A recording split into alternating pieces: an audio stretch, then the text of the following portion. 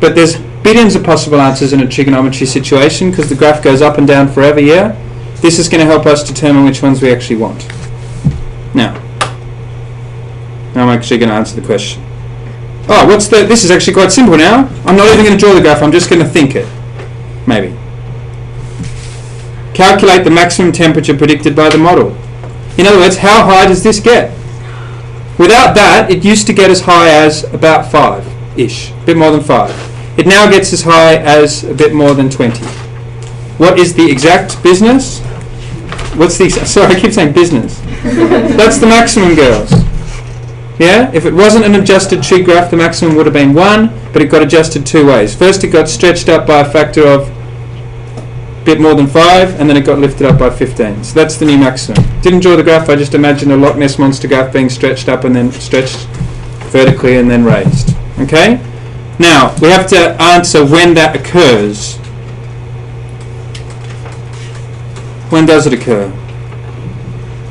Okay, normally the crest of the cos graph occurs dead in the center at x equals 0 or theta equals 0 or whatever, right? When you stretch it vertically, that does not change where it occurs, it only changes how high it is. When you lift it up by 15, that does not change how high it is. Sorry, that changes how high it is, it adds another 15 to the maximum, but it doesn't change whether it's what its theta position is, what its left or right position is. So therefore, I'm pretty sure that I can borrow my previous answer.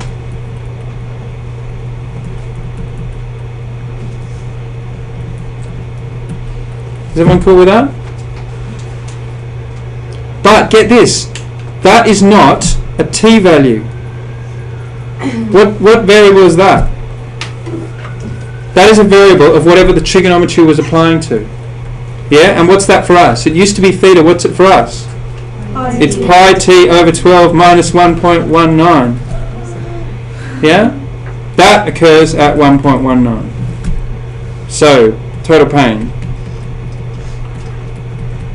Now, I don't want to use a rounded answer in a subsequent calculation, so I'm going back to my dot dots here. Okay, I might need to fish that back off the calculator. Can somebody fish it back off the calculator for me? It was just shift tan 2.5, wasn't it? 5 over 2, yeah. So can you take that, can you double him, then times him by 12 and then divide by pi, please?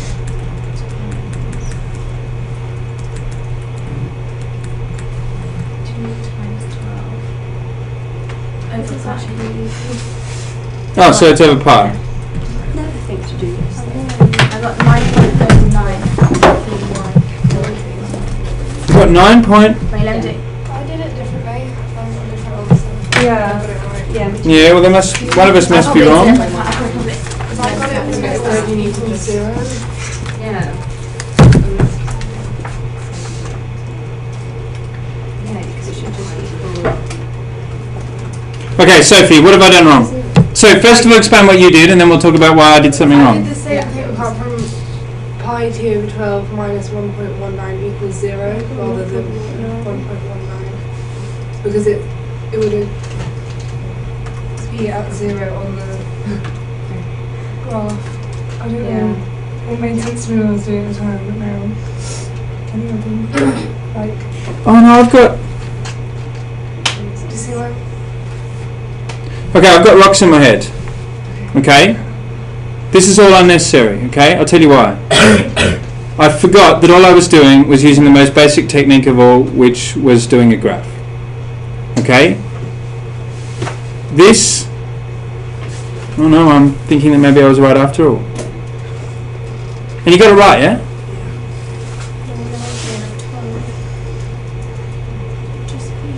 This is a t graph, right? It wants to know the value of t where it occurs.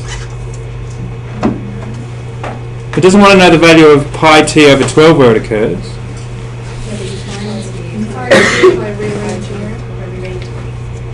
Sorry? You're finding t by rearranging that. So what's the best equation to solve? So I had that, but that equals 0, not 1. So you made it equal 0. Oh yeah, because it's by putting a 0 into a cos that you make it the highest. Does that make sense? I drew out the graph. Yeah, so I was like double counting. I was basically thinking, there's all these adjustments going on. I thought, oh, I have to adjust by thinking it used to be dead center where it was the highest. Now it's over here where it's high.